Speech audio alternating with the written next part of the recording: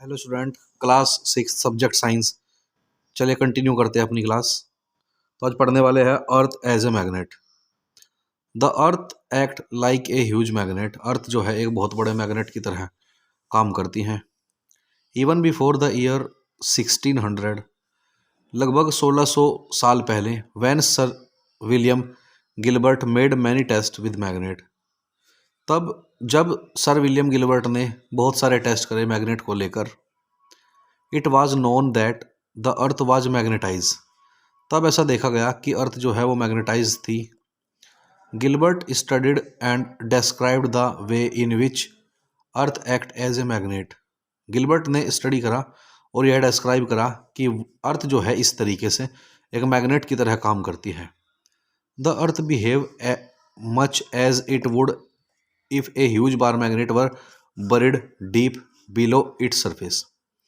अर्थ जो है बिहेव करता है एक बहुत बड़े बार मैग्नेट की तरह, जैसे कि अर्थ के सरफेस के अंदर एक बहुत बड़ा सा बार मैग्नेट दबा दिया गया हो।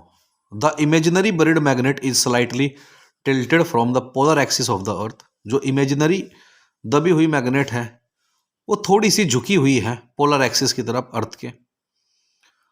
That is the magnetic pole are not in line with the geographical poles. ऐसा कह सकते हैं कि जो मैग्नेटिक पोल्स है ना, वो ज्योग्राफिकल पोल्स की बिल्कुल भी लाइन में नहीं है। जैसे कि आपको डायग्राम यहाँ पर दिखाया गया है, इस डायग्राम को थोड़ा ध्यान देखिए। ये जो एन और एस लिखा हुआ है, ये लाइन आपकी कौन सी है? मैग्नेटिक लाइन्स है। तो ये तो आपका ज्योग्राफिकल नॉर्थ, ये आपका ज्योग्राफिकल साउथ है।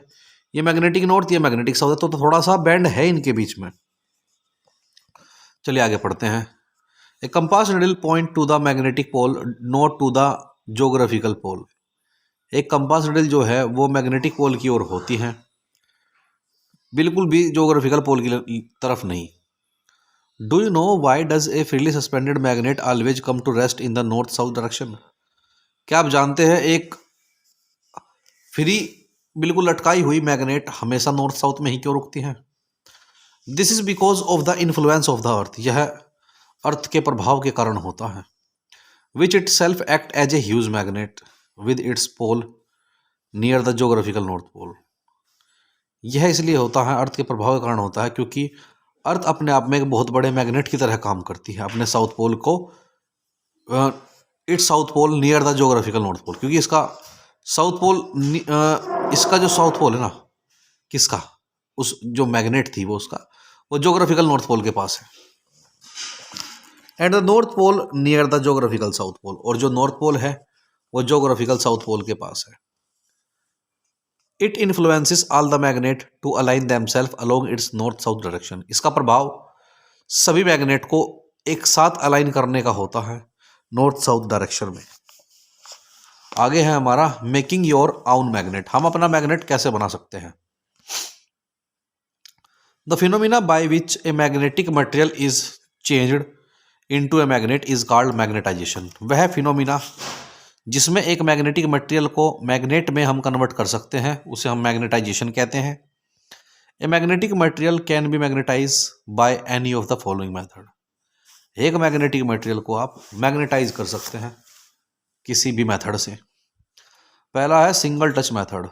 इन this method, single touch method में पढ़ते हैं।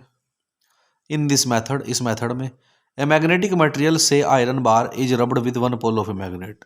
इस मेथड में एक मैग्नेटिक मटेरियल, आप कह सकते हैं जैसे आयरन की एक बार हो गई, उसे अगर मैग्नेट के एक पोल पर रगड़ा जाता है तब। आगे पढ़ते हैं।